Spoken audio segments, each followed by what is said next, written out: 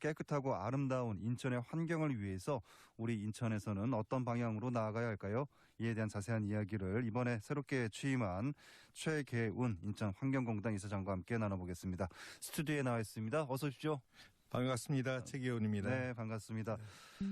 인천환경공단 이사장으로 취임하신 지 딱 3주가 됐네요. 그렇습니다. 네, 그동안 네. 어떻게 보내셨는지 먼저 취임 소감부터 좀 말씀해 주실까요?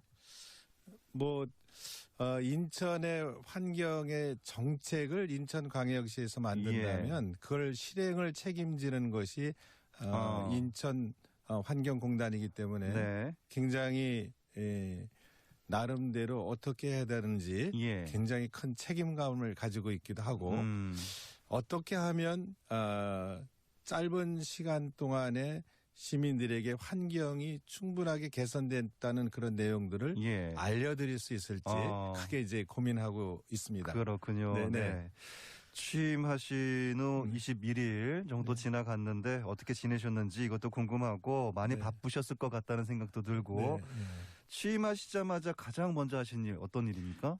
제가 인천환경공단에서는 이제 그 하수처리장이라든지 소각장이라든지 또 음식물 처리 시설 이런 것들을 운영하기 때문에 실제로 환경을 개선하는 아주 현장에 있습니다. 그래서 가장 그래도 시민들에게 환경 문제 때문에 어려움을 겪고 있는 가자 하수 처리장을 가장 먼저 이제 가서 현장에서 우리가 어떻게 그 시설을 운영해서 시민들에게 좋은 환경을 드릴지 그 현장의 중요성을 하는 것을 제일 먼저 그랬었군요. 네. 가자 하수처리장 가보시니까 좀 어떻던가요? 막 여러 가지 생각도 많이 드셨을 것 같습니다. 제가 이제 평소 이게 그 환경에 대한 그런 전문가로서 가자 하수처럼을 여러 번 이제 가봤죠. 예를 들어서 이제 외국에 있는 손님이 올 때도 이제 가보기도 했고 제가 또 학생들을 가르치면서 시설들을 이렇게 계획도 하고 이렇게 운영을 해야 된다 하면서도 가보게 했지만 지금은 이제 그걸 책임지는 그런 담당자로서 그것들을 이제 지금의 노화된 시설들을 어떻게 이제 바꿔가면서 또는 이제 그 시설이 이제 바꾸게 되면 어느 정도 기간이 되기 때문에 그때까지는 어떻게 최적화하는 그런 일을 해야 될지 어떻게 책임감 있게 그것들을 운영해 나갈지 이런 부분에 보는 관점을 달리하면서 그 시설들을 봤습니다. 네, 또 뭐 한국수자원공사 사장도 지내셨고 하천 살리기 추진단 공동대표도 지내셔가지고 이쪽 분야에 워낙 또 전문가이시다 보니까 여러 가지 생각들이 좀 많이 들으셨을 것 같습니다. 자세한 이야기는 좀 뒤에 하기로 하고요. 그 사이에 이번 주 수요일에는 인천환경공단에서 인천 탄소 중립 포럼 특별 심포지엄도 개최를 했더라고요. 이때 어떤 내용들 말씀하셨습니까? 우선 첫 번째는 기후변화라든지 또 그것들을 해결하기 위해서 탄소 중립을 이루어야 된다. 이런 것들이 구호나 그냥 말은 있었지만 실천 부분이 너무너무 약했습니다. 실천이 약했다. 그렇다면 어떻게 하면 우리 인천환경공단이 인천 시민들과 같이 해서 탄소 중립을 만들어갈 것인가. 그렇게 하기 위해서는 어떤 것들을 좀 클러스터처럼 한대 계획도 잘하고 또 협력도 하고 시설의 운영을 탄소를 줄일 수 있는 또 다른 순환사의 에너지를 활용할 수 있는 그런 장소가 만들어지면 좋겠다. 그것들을 우리는 인천 탄소 중립 클러스터라고 얘기하는데 이것들을 만들어서 그것들을 우리가 확실하게 실천하는 것도 보여주기도 하고 또 이것들을 인천이 좋은 사례가 국내에 전파되기도 하고 또 때로는 또 해외에 전파될 수 있는 좋은 사례로 만들자 이런 것들을 같이 고민하는 그런 자리를 심포지움으로 마련을 했습니다. 네, 탄소 중립을 실현시킬 수 있는 여러 가지들이 한건데 모여서 인천 탄소 중립 클러스터를 한번 만들어보자. 이거 굉장히 좀 중요한 지점인 것 같습니다. 이 질문도 좀 드리고 싶은데요. 좀 막연한 질문일 수도 있습니다. 현재 인천의 환경 어느 정도 수준이라고 전문가로서 보시기에 판단을 하십니까?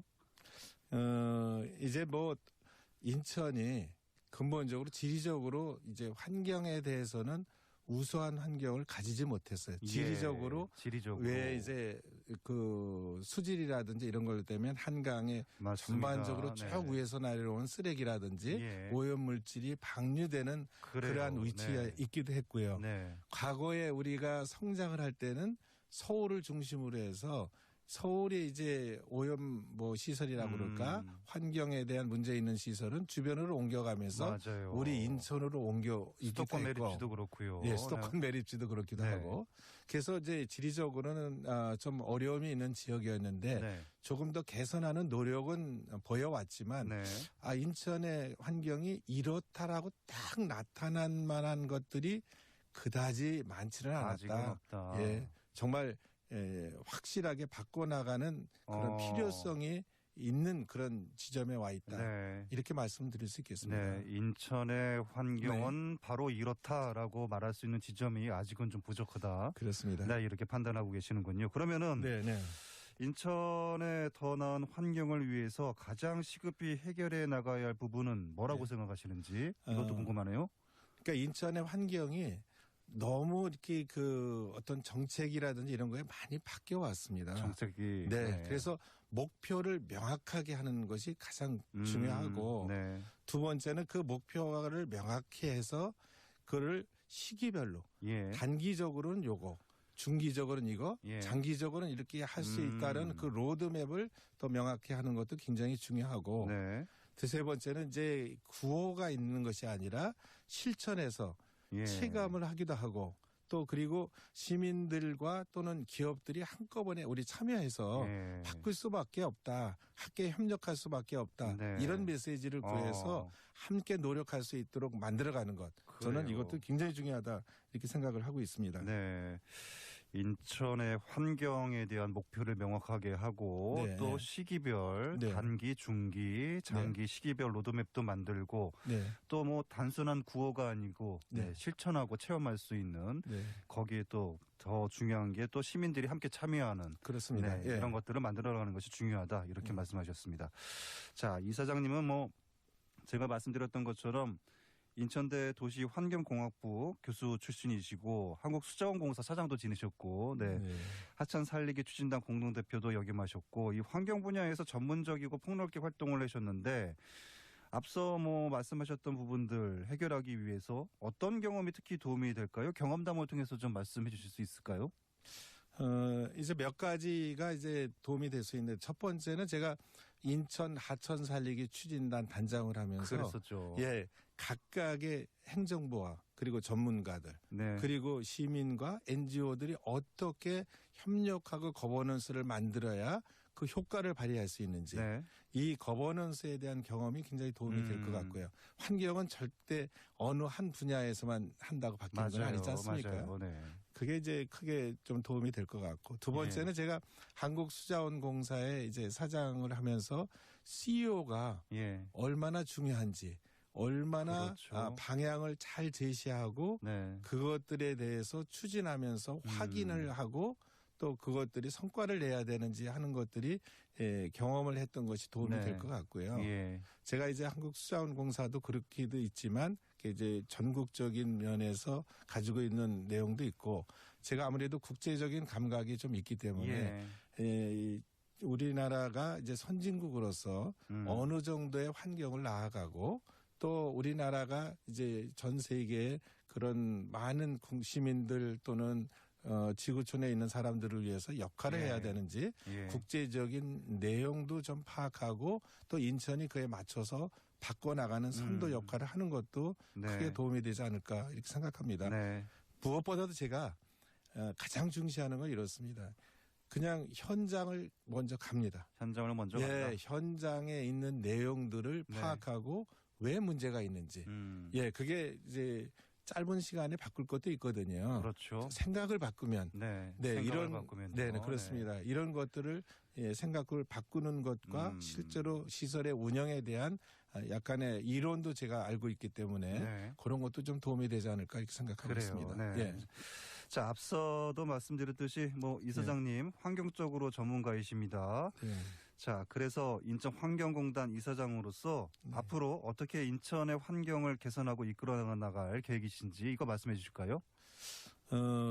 인천이 우리나라의 관문이지 않습니까? 공항을 통해서 또 인천항을 통해서 그리고 이제 왜 우리나라 최초의 경제 자유 구역이기도 하고 그 내용에 맞게끔 환경을 개선하도록 하는데 제가 상당히 초점을 좀 맞춰 나갈 생각을 가지고 있고 두 번째는 인천이 세계 그 기후 변화라든지 환경 개선에 가장 중심 역할을 하고 있는 GCF 이른바 이제 녹색 기후 기금이 본부가 있지 않습니까? 그렇습니다.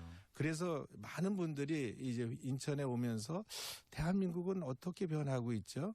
좋은 사례가 무엇이 있는지 이런 거에 대한 궁금해할 때가 굉장히 많습니다. 그렇겠어요. 예, 인천을 통해서 다른 개도국의 환경 개선이 전파되기도 하고 때로는 인천이 우리 GCF가 이제 인천에 있기 때문에 함께 협력해서 개도국의 좀 환경을 개선하고 하는데 좀 도움이 되도록 하는 그런 역할도 하고 싶습니다. 그게 이제 우리가 GCF를 우리 인천의 본부를 유치한 것이고 또 우리 대한민국이 또 인천의 대한민국을 선도해서 그런 역할을 하지 않을까 이런 생각을 하고 있습니다. 21일 정도 되셨지만은 환경공단에 있는 시설들 둘러보시면서 이 노후화된 시설들 좀 보셨을 것 같습니다. 이거 좀 앞으로 어떻게 했으면 좋겠다는 생각이 드시던가요? 저 이렇게 말씀드리면 좀 어떻게 될지 모르는데 저는 폭탄 돌리기를 하고 싶지 않습니다.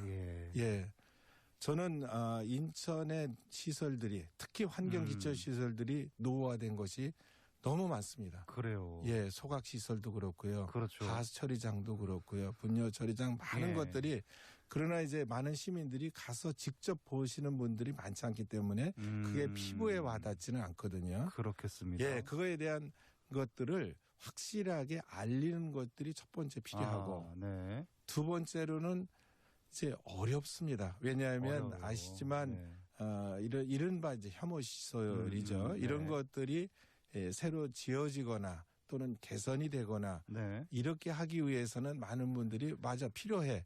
그렇지만 우리 지역은 아니야. 이럴 때가 많이 계시지 않습니까? 그럴 수 있습니다. 그런데 이런 것들이 처음 결정하고 그것들이 환경 영향 평가 그리고 또 이른바 타당성 조사, 설계, 시공 이렇게 가는 적어도 5년 또는 10년 이렇게 걸립니다. 그러면 지금 시작을 해야 5년이나 10년 후에 어떤 걸 해야 되는데 그렇겠죠. 미리 준비를 못하고 그냥 시기를 보낼 때가 너무 많이 있었습니다. 그것들을 저는 즉시 시민들한테 바로 알리기도 하고요. 그리고 좀 어렵지만 이제 이른바 거버넌스를 통해서 누구는 조금 무엇을 양보하고 무엇을 양보해서 바로 정리하고 저는 혐오시설이라는 것들이 이제는 그게 아니다. 이른바 오히려 랜드마크화 하자. 그럴 수 우리는 있습니다. 이렇게 버리지만 또 그것들을 환경을 통해서 바꿔나가지만 이것이 훨씬 더 우리들이 가봐서 미래 세대들한테 좋은 거를 나타내는 랜드마크로 만들어가자. 이런 역할들을 하는 것이 필요하고 그게 이제 우리 인천환경공단이 앞장서고 또 인천시와 협력할 부분이고 시민들을 설득해 나갈 또 함께 나갈 그럴 부분이다 이렇게 판단하고 있습니다. 사실 인천환경공단에서 운영하고 있는 여러 가지 공원들에 인천 시민분들이 이미 가서 텐트도 치고 그늘막 텐트도 치고 돗자리도 피우고 이렇게 또 휴식을 취할 수 있는 그런 공간으로 활용도 하고 그러고 있습니다. 사실. 그리고 이 환경공단 업무에 아무래도 이 공학 쪽을 전문으로 또 전공을 하셨다 보니까 교수 출신이시기도 하시니까 빅데이터와 인공지능을 좀 결합을 하겠다 이런 말씀도 하신 걸로 알고 있거든요. 어떻게 하시겠다는 말씀이신지 설명 좀 해주실까요? 이제 시설이 그냥 그 경험에 의해서 운영할 때는 이미 지났습니다.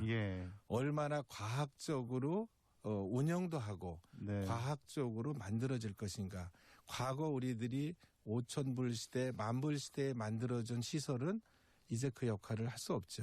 이미 우리가 3만 불 넘은 시대에 네. 어떻게 운영을 해야 되고 시설이 만들어져야 되고 네. 또 이미 만들어진 시설이 과거에 만들어진 시설과 새로 바뀐 시설이 어떤 역할을 해야만 예. 그것들이 잘 조합될 수 있는지 이런 것들은 이미 과거의 자료들을 잘 종합적으로 정리해서 이제 과학적으로 분석을 중요하죠. 하고 그 바탕하에 운영이 되어야 되고요. 그렇습니다. 네. 예. 그리고 이제 그런 자료들이 쭉 정리될 때 우리 이제 경험했던 부분들도 잘 정리가 된다면 예. 훨씬 더 미래의 방향이 잘 제시가 되기도 하고 네. 이런 걸 위해서 빅데이터도 만들고 네. 또 그리고 AI를 이용해서 이제 운영도 하고 저는 이른바 이제 그 환경 부분에 예. 플랫폼 거기 가서 하게 되면 인천의 환경은 인천환경공대 가면 다 볼 수가 있어. 알 수가 네. 있어.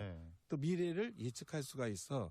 이런 정도의 역할을 인천환경공단이 해야 되고 네. 그게 또 우리 시민들이 알겠습니다. 인천환경공단을 공기업으로 만든 네. 그런 역할이 아닌가 이렇게 생각하고 있습니다. 자, 이제 올해가 이제 2달밖에 안 남았습니다. 네네. 앞으로 남은 기간 동안 공단에서 이 하반기 어떤 계획들을 갖고 있습니까? 지금 이제 우선 중장기 계획을 다시 한번 살펴보고 있습니다. 예. 그래서 중장기에 아까 말씀드린 대로 이른바 로드맵을 잘 정리를 할 것이고요. 두 번째는 이제 내년부터는 우리가 몇 년 후에 될 테니까 시민들이 좀 기다려주세요. 이런 거는 어렵습니다. 그래서 내년에 어느 기간에 어떻게 시민들한테 환경이 개선된 것들을 알려드리려고 하는 그 내용들을 구체화하는 그렇군요. 그런 작업을 해서 네. 그거에 맞춰서 정리를 할 것이고요. 예. 예, 그리고 지금까지는 막 환경 문제 때문에 인천에 여러 번 이렇게 중앙정부에서 조사에서도 또 법적인 초과하는 부분도 있었고 네. 또 그러지 못한 부분도 있었는데 이런 것들이 과거보다는 훨씬 낫게 하기 위해서 이제 우리 시설 운영도 어떻게 바꿔내는지 이런 것들을 정리한 다음에 그다음 내년으로 이렇게 넘어갈 계획을 가지고 있습니다. 하실 일이 참 많은 것 같습니다. 네. 네. 자, 어느새 시간이 다 됐는데 끝으로 못다한 말씀 있으면 해주시고 마무리해 볼까요? 네네. 네. 환경 문제는 정말 운영한 거나 또는 그것을 계획하는 사람만의 일은 아닌 것 같습니다. 맞습니다. 계획은 계획을 잘하고 운영은 운영 잘하지만 거기에 반드시 중심은 시민이 있어야 하고요. 예. 또한 시민들이 함께 동참해 주시지 않으면 굉장히 어렵습니다. 네. 저는 이번 기회에 인천의 환경을 정말 개선하겠다는 의지를 가지고 제가 환경공단 이사장의 역할을 이제 감당할 테니까 시민들도 함께 참여해 주시고 함께 지혜를 모아 주십사 하는 부탁의 말씀을 올려드립니다. 알겠습니다. 네. 오늘 말씀 잘 들었습니다. 말씀 고맙습니다. 감사합니다. 네, 지금까지 최계훈 인천환경공단 이사장과 말씀 나눴습니다.